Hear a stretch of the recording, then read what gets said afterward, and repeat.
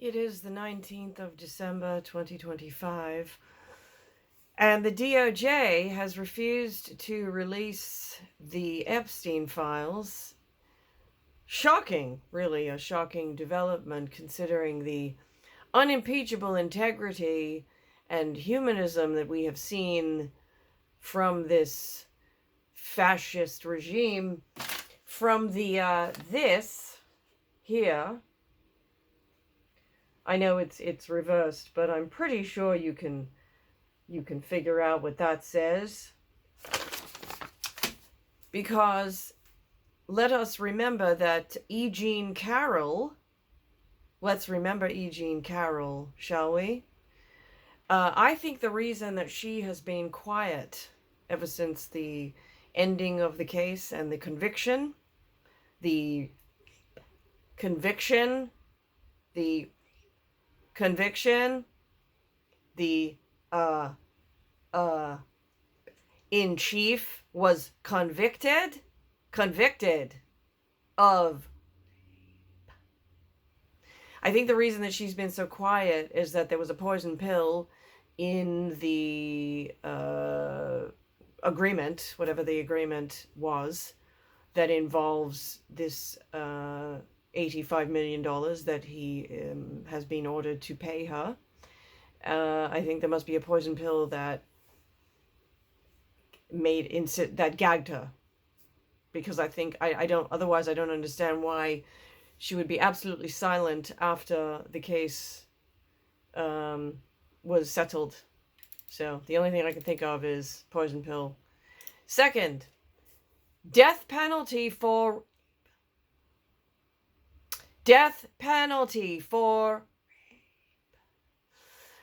trans is tight. I'm copying Jimmy Snow on that. Please pardon me, Jimmy. I hope you don't mind, but I'm echoing you. Public health care, everybody. I'm not using the word free because it needs to be paid for by the ridiculous, obscene, hoarding, parasite class billionaires. Because we paid all of these taxes. We paid these trillions and trillions of dollars of taxes into a system that has entirely betrayed us. It has entirely funneled all of that money to the parasite class, billionaires. So y'all need to pay for public health care.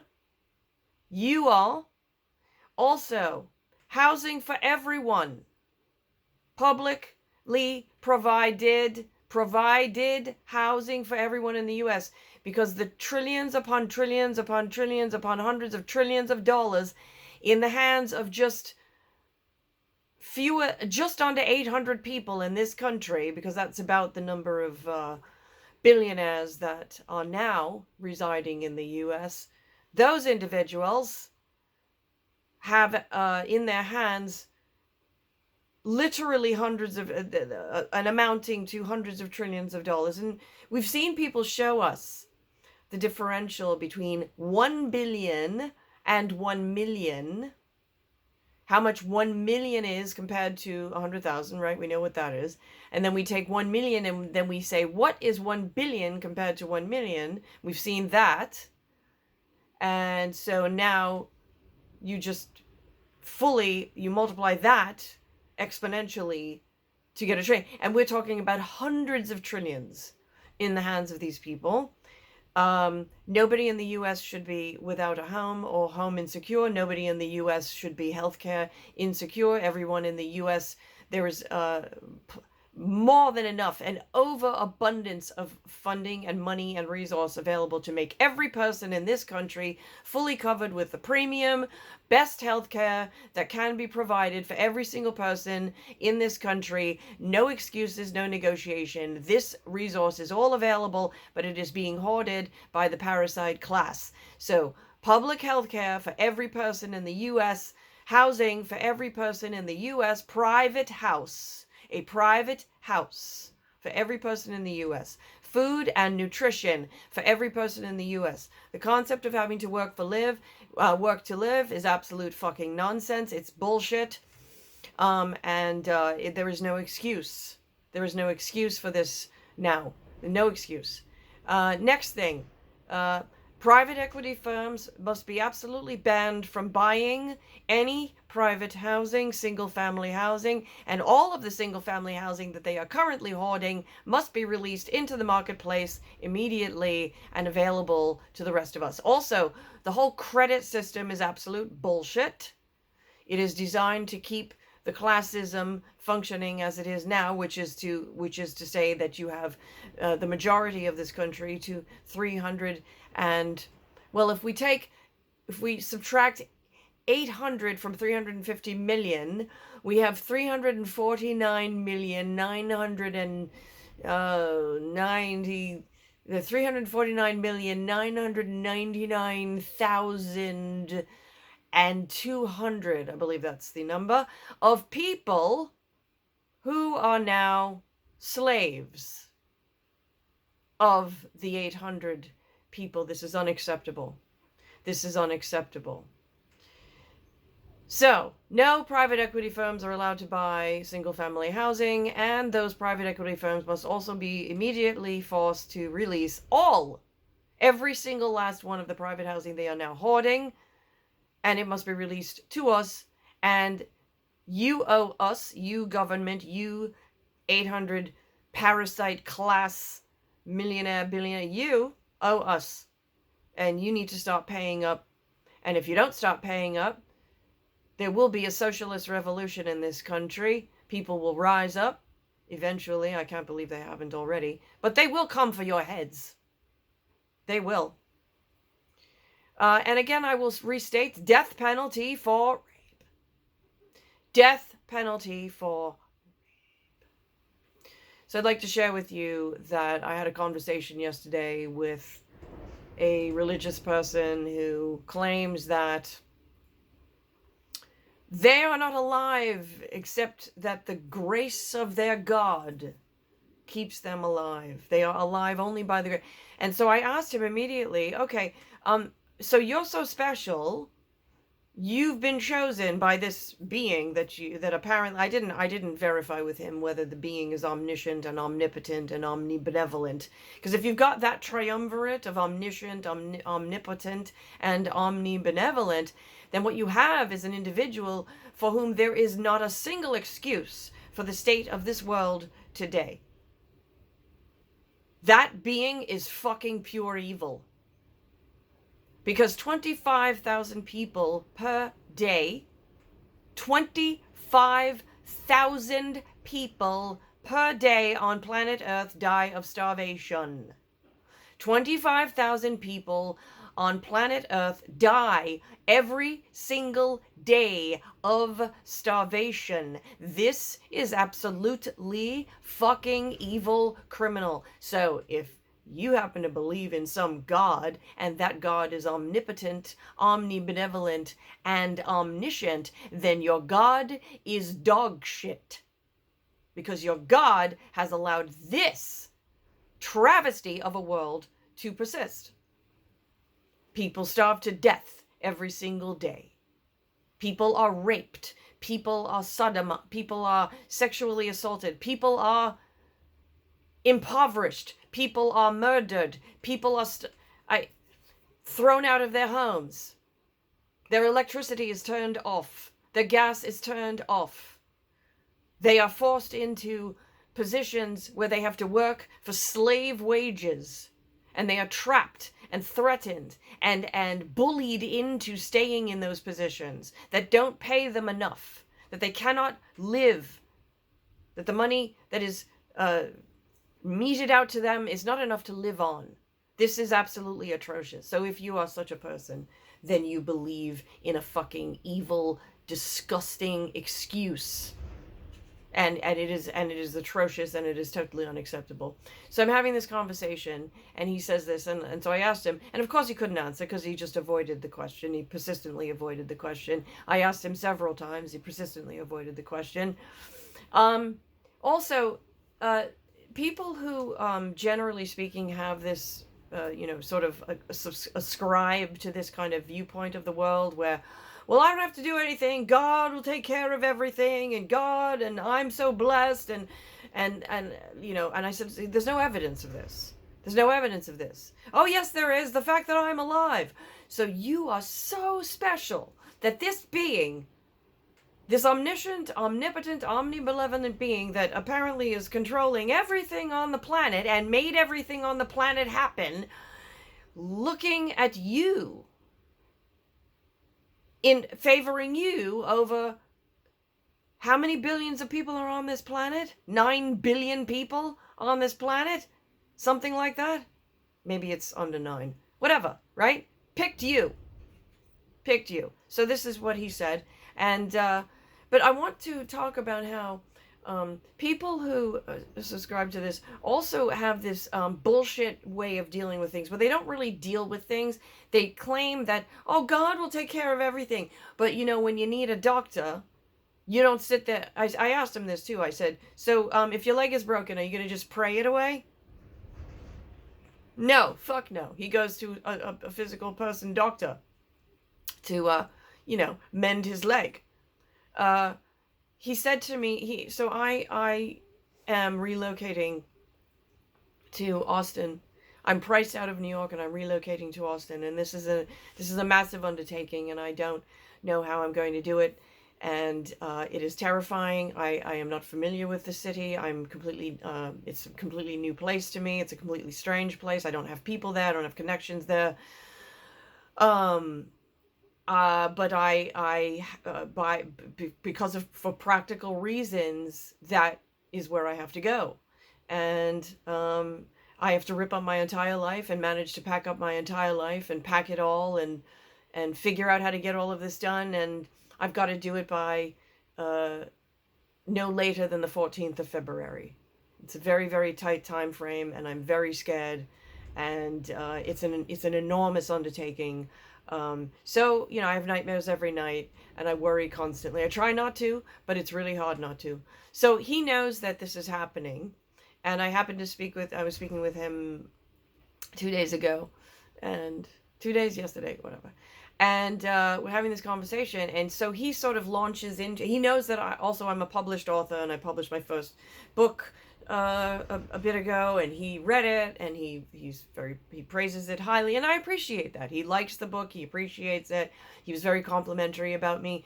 But the thing is that they also talk in this way where God takes care of everything, and so they absolve themselves of any sort of there's no human accountability in any situation because God takes care of everything.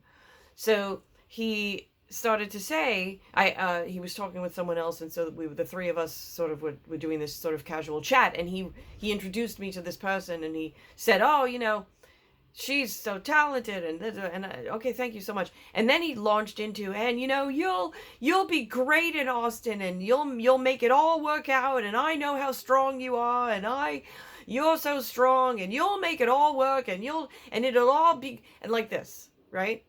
And here's the problem. Like that on its surface, you'd say on the surface, oh, that's very nice, that's very nice. No. But here's the thing. Because what he's not doing is he's not listening to me saying, hey, listen, I'm really terrified, I'm really scared, I'm really alone. This is I don't even know how I'm going to do this. So he didn't say, hey, I'm here for you to any way I can help you, any way I can support you in this process, I'm here for you. He didn't say that. He immediately absolved any response. Oh, you're so strong, and God will take care of it, and God will bless you, and I'll pray for you. And so it's this absolution of any kind of actual human accountability for your fellow humans. I have a problem with this. This is one of my major disagreements with this kind of bullshit talk, is that it's useless. So he went into this whole thing about how I will make it all great, and I will make it all happen, and I'm so great, and blah, blah, blah, right? And then we got in, and then I don't know how the concept of God came in, but the God thing came in somewhere at some point. I think he said something, and I had to say, well, I'm an atheist. And of course, he doesn't know what an atheist is, right? So he thinks an atheist is, you're saying there's no God. No. There are differences, and I explained to him that there's, something called a hard atheist, and there are so I am someone who I am sort of, I guess, a soft atheist in that I simply make no claim whatsoever. I make no claim. The only thing I say is there is no evidence to tell me that there is any such being, otherwise known, referenced as God. There is no such magical being anywhere. Magical thinking doesn't work. We have no evidence of this. There is no evidence or substantiation for the idea that there is any sort of magical being running things, and there is any magical being that created anything, and all that stuff. So I make no claim. I simply say there is no evidence for any claim, and I remain absent from the argument, and I have no use. There is no use for such a useless being that does nothing. So the conversation continued, and he said, oh yes, so then he was saying that God will watch over me and God will take me. And so then I sort of had reminded him, I reminded him of what he said previously, and I said, well, but you said just a little bit ago how Eva, would make it all great, and Eva would make it all work out, and now you're saying God will do it. So which one is it? And of course he completely avoided that. He refused to address and be accountable for what he said. And so then I kept asking him. I asked him several times, and of course, and this is a typical thing with people who are believers, they will not answer a direct question, because any sort of direct factual question immediately challenges the emptiness of this stupid belief in invisible things for which there is no evidence of any kind. Simply. And there is a preponderance, an overwhelming preponderance of evidence for the natural development of things. And scientists are learning things every single day. A new knowledge is being acquired. Fascinating, mind-blowing new knowledge is being acquired every single day by wherever they're allowed to continue their studies, where scientists are pursuing study of the world and the world around us and the reality that we exist within, and learning more. So, he was not accountable, right? And so I again asked him, yeah, but you said before, and he wouldn't say it. So finally I, kind of did his heavy lifting for him, and I said, oh, okay, so you didn't really mean that I would do it. What you really meant was you think that your God is going to take care of it. And he was like, yeah, but you atheists, you don't understand these things, so I had to put it in words that you could understand, which is incredibly condescending. And he doesn't even realize how fucking arrogant and pompous and condescending that sounds. It's really sad. But he believes something for which he has absolutely no evidence whatsoever, other than his own personal anecdotal references. So then I said to him, he said, well, I'm the evidence. I'm the living proof. I said, okay, do you know that in a courtroom, eyewitness testimony is never used as evidence to support any claim? You realize that, right? It is never admissible in a courtroom. When a case is decided, eyewitness testimony is not trustworthy. It is proven over and over to never be trustworthy, and it is never used. But of course he could not, get with that, or accept that, or be accountable with that, because again, this challenges this idea of his idiotic, it's like completely unsubstantiated. It's just, he just feels this way. What else did I say? Oh yeah, so he made this claim that he can't move a finger without God, he cannot breathe without God. And I kept asking him, where is the evidence? Show me evidence. And then he was like, well, I'm the evidence. And again, it's incredibly arrogant. It's just mind-bogglingly arrogant for an individual to believe that if there is such a being that is this massively powerful, that's running the entire planet.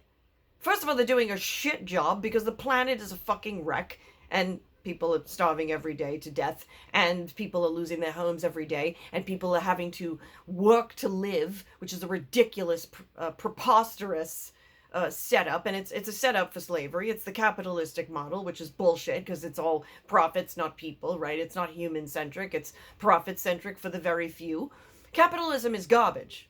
Capitalism has got to go. It doesn't work. It only works for, all that stuff, right? So if there is such this being that's supposedly running the whole planet, they fucking suck. And I would call, like, I would be wanting to, like, defend myself if I ever, if such a being ever presented itself. I'd be looking for, like, can I find a weapon or a firearm or something to defend myself? Because I don't, get the fuck away from me. Look what you've done. So anyway, right. So he wouldn't, play with any of that.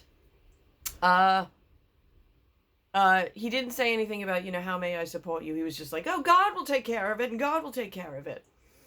And then he said, and then of course there's he did the God of the gaps argument. Well, but how you can't explain. And again, I tried to explain to him, I tried to restate to him, again, the simple rules of logic. When you make an extraordinary claim, you must provide extraordinary evidence, and it is an extraordinary claim.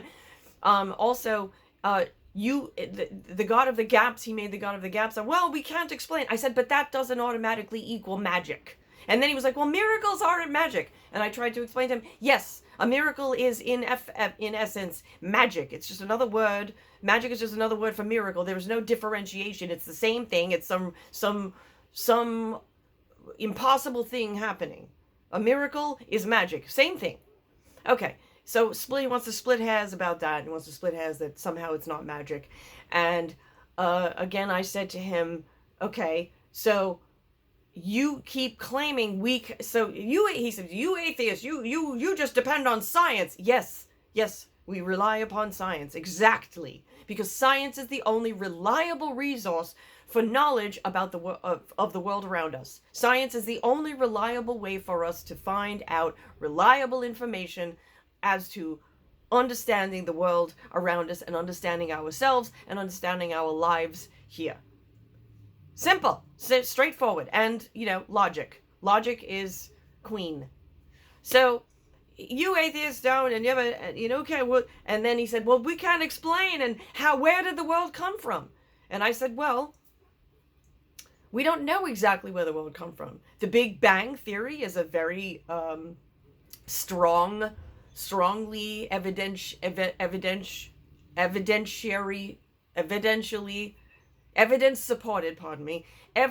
supported theory that has withstood considerable deep study, and people continue to study, and there are people that argue about it, and some people don't think, whatever, but it's a pretty strong explanation. A lot of science supports this. A lot of different massive study supports this. Okay, so then he's like, well, how did it come from nothing? And again, I tried to tell him, well, science has told us that it is highly likely that there never was nothing. There always was something. So the idea of, mundo ex nihilo, like the world from nothing, is a ridiculous proposition. But even if we don't know, even if I say we don't know, then you don't get to say, I don't know, therefore God. And that's basically what he was saying. He was doing the argument, the God of the God. Well, you don't know, so it's God. I said, no, you don't get to do that. And then he says, the other one, well, but billions of people believe this. I said, I don't care if billion people believe that you have blue hair. Does that make you have blue hair? I asked him, and he wouldn't answer me. I said, answer my question. If 2 billion people on this planet swear and will die on the hill of saying that you have blue hair, does that mean that you have blue hair?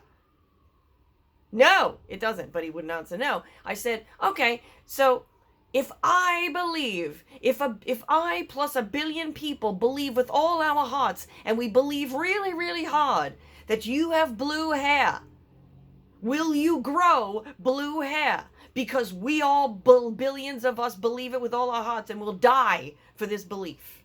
Does that make it that you will grow blue hair? No, of course not. Any logical person would immediately say, of course not, no. Easy answer. Yes or no? No.